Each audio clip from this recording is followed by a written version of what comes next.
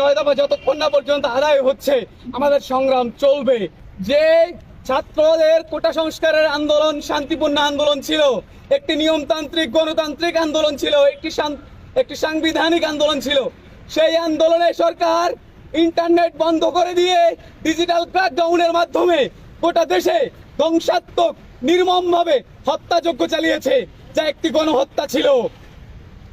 আমরা এই গণহত্যার তীব্র নিন্দা এবং প্রতিবাদ জানাচ্ছি এবং আমরা এটা পরিষ্কার করছি, আজকে আর এই আন্দোলন শুধুমাত্র কোটার আন্দোলনের মধ্যে সীমাবদ্ধ নাই।